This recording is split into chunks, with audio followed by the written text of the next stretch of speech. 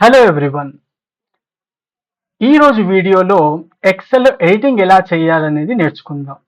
మనం ఎన్నోసార్లు ఏం చేస్తుంటాము, డేటా ఎంట్రీ చేస్తుంటాం. ఏమైనా మిస్టేక్స్ అయ్యాయనుకోండి, మళ్ళీ అదంతా తీసేసి మళ్ళీ టైప్ చేస్తూ ఉంటాం. కొన్నిసార్లు మొత్తం తీయాల్సిన అవసరం ఉండకపోవచ్చు. Yes or no? కొంచెం మాత్రమే తీయాల్సిన అవసరం ఉండొచ్చు. అలాంటప్పుడు మనము మొత్తం తీసేసి మళ్ళీ మొత్తం స్టార్టింగ్ నుంచి టైప్ చేయాలంటే టైం వేస్ట్ కదా. ఓకే, ఇదొకటి.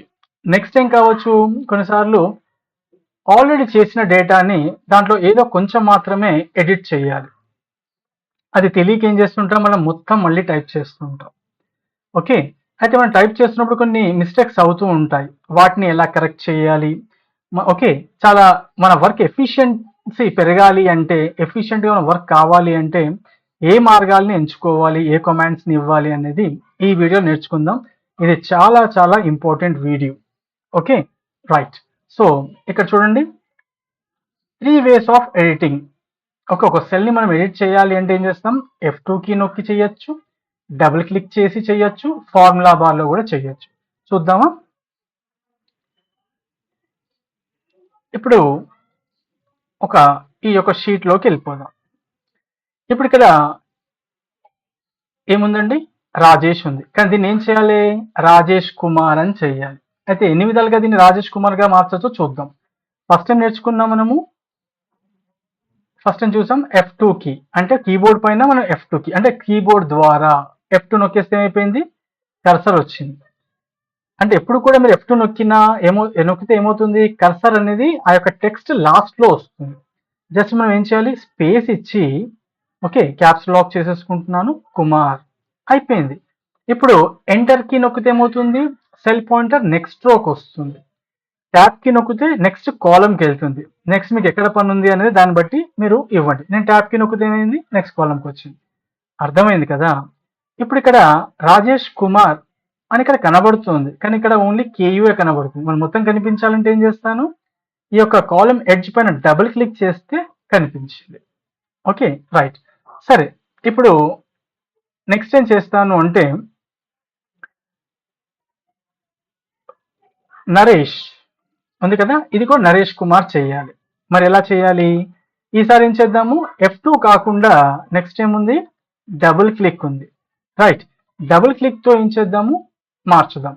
డబుల్ క్లిక్, ఈ సెల్లో డబుల్ క్లిక్ చేసి చూడండి, కర్సర్ ఎక్కడ వచ్చింది, ఎండ్ ఆఫ్ ది టెక్స్ట్. ఇప్పుడు ఇక్కడ నేను ఏం చేస్తాను, స్పేస్ ఇచ్చి కుమార్, రైట్, ఎంటర్ కి అయింది కదండి, ఇలాగా.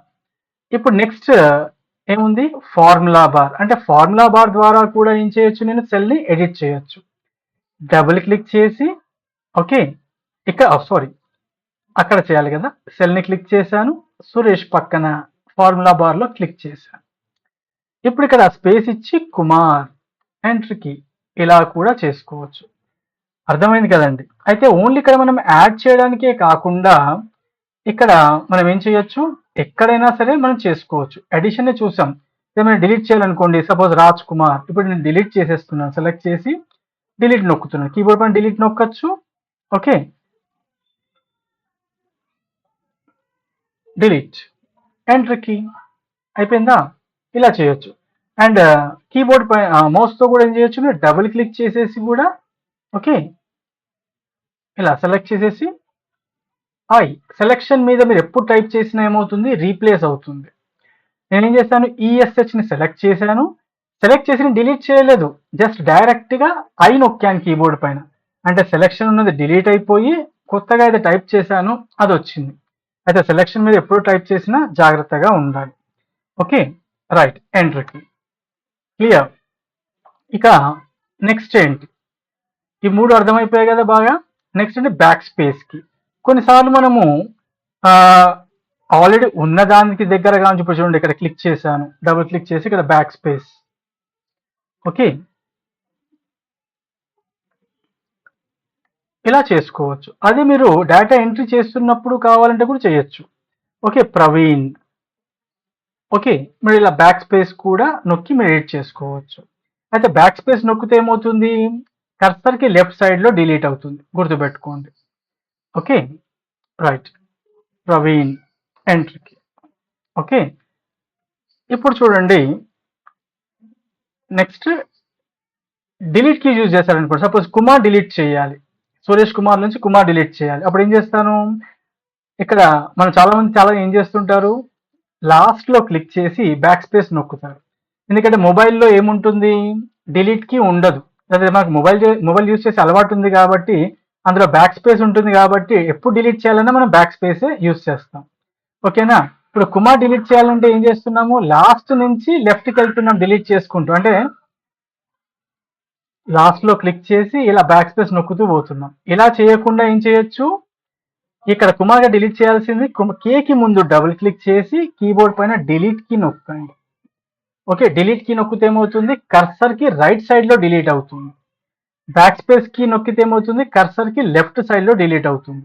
చూడండి లెఫ్ట్ సైడ్ కి ఇది. ఓకేనా, రైట్. ఇప్పుడు ఇదంతా ఎడిట్ చేశాను కదా, ఈ ఎడిటింగ్ నాకు వద్దు, నాకు ముందు ఎలా ఉంటేనో అలా కావాలి, ఏదో ప్రాక్టీస్ కోసం అలా చేశాను అనుకుందాం. మరి ఇప్పుడు పోయిందంతా రావాలంటే ఏం చేస్తాను, ఇప్పుడు ఇక్కడ ఎడిటింగ్ చేశాను కదా సెల్లో ఉన్న కంటెంట్ ని, అదంతా వద్దు అంటే సింపుల్ గా మీరు ఎస్కేప్ కి నొక్కేయండి, వచ్చేస్తుంది. ఎందుకంటే ఎంటర్ కీ కానీ ట్యాప్ కీ కానీ నొక్కలేదు కాబట్టి వచ్చేస్తుంది. ఇది క్లియర్ అది. ఓకే, సో ఇప్పుడు ఏమర్థమైంది, బ్యాక్ స్పేస్ కి అర్థమైపోయింది. నెక్స్ట్ డిలీట్ కీ కూడా అర్థమైంది, అంటే ఎడిటింగ్ లో ఎలా డిలీట్ కీ పనిచేస్తుంది అనేది. నెక్స్ట్ ఎస్కేప్ కీ కూడా చూసాం, ఎస్కేప్ కీ ఎలా పనిచేస్తుంది. సపోజ్ ఇక్కడ నేను సమ్ నంబర్ టైప్ చేశాను, వద్దు ఈ నంబర్ టోటల్ గా తప్పు, అది 85 కాదు 58. అది ఏం చేస్తాను, మొత్తం తీసేయాలి కదా, ఎస్కేప్ కి నొక్కేస్తాను, మొత్తం పోయింది. చూడండి నేను ఎంటర్ కి నొక్కలేదు, 85 టైప్ చేసిన కర్సర్ ఇంకా అక్కడే ఉంది.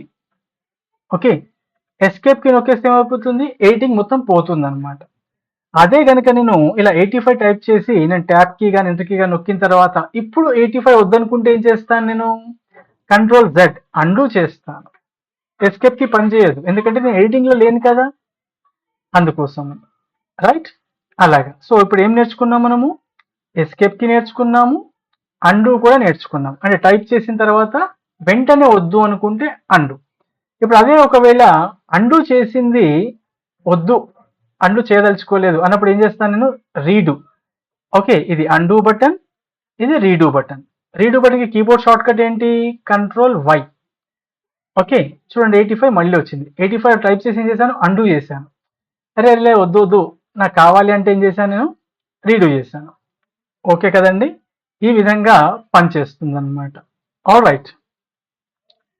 ఓకే, ఎస్కేప్ కి అర్థమైంది, అండూ అర్థమైంది, రీడు అర్థమైంది. ఇప్పుడు డిలీట్ కి. ఇప్పుడు ఇంతకుముందు నేను ఇవన్నీ టైప్ చేసుకుంటూ వచ్చాను కదా, రైట్. అయితే ఇక్కడ నాకు ఏమొద్దు, నితిన్ కుమార్ అనేది వద్దు, నాకు నితినే కావాలి. అప్పుడు ఏం చేయాలి, నేను ఇప్పుడు అండూ చేస్తే ఏమవుతుంది, ఒక్కొక్కటి వెనక్కి అండూ అవుతూ వెళ్తుంది కదా, మరి ఇప్పుడు తీసేయలేను కదా. అయితే ఏం చేస్తాను, దీన్ని డబుల్ క్లిక్ చేసి దీన్ని సెలెక్ట్ చేసి డిలీట్ కి నొక్కుతాను, ఇలా చేసుకుంటా.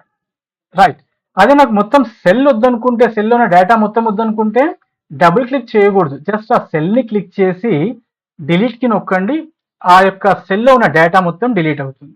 Only some part of the cell, అంటే సెల్లోని ఏ కొంత భాగం మాత్రమే మనం డిలీట్ చేయాలి, ఏదో కొంచెం కంటెంట్ మాత్రమే డిలీట్ చేయాలన్నప్పుడు ఆ యొక్క సెల్ ని డబుల్ క్లిక్ చేసి సెలెక్ట్ చేసి డిలీట్ చేయాలి.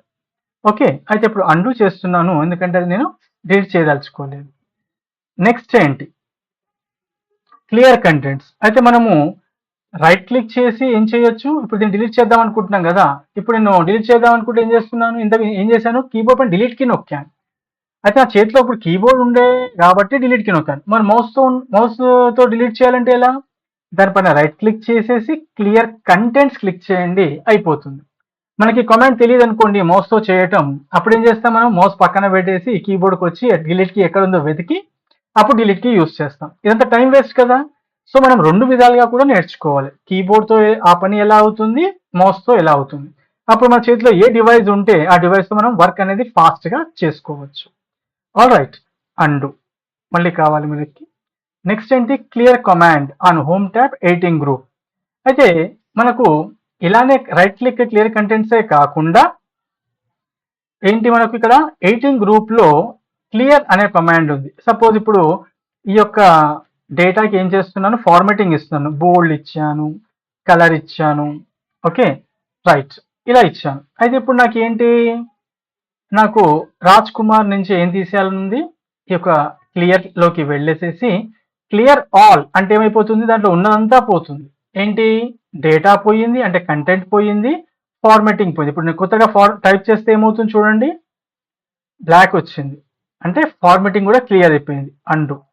అదే ఒకవేళ నాకు ఓన్లీ ఫార్మాట్స్ మాత్రమే తీసేయాలి అంటే, ఫార్మాట్ అంటే ఏంటిది, ఫాంట్ కానీ సైజ్ కానీ కలర్ కానీ ఇదంతా కూడా ఏంటి ఫార్మాటింగ్ అనమాట. క్లియర్ ఫార్మాట్స్ క్లిక్ చేస్తే చూడండి ఓన్లీ ఫార్మాటింగ్ మాత్రమే పోయింది.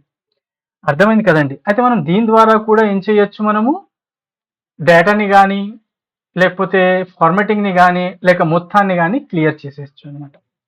ఓకే, సో ఈ యొక్క వీడియోలో మనం ఏం నేర్చుకున్నాము, ఎక్సెల్లో ఎలా ఎడిట్ చేసుకోవాలి అనేది నేర్చుకున్నాం. ఇది చాలా అంటే చాలా ఇంపార్టెంట్, బాగా ప్రాక్టీస్ చేయండి. So see you in the next video.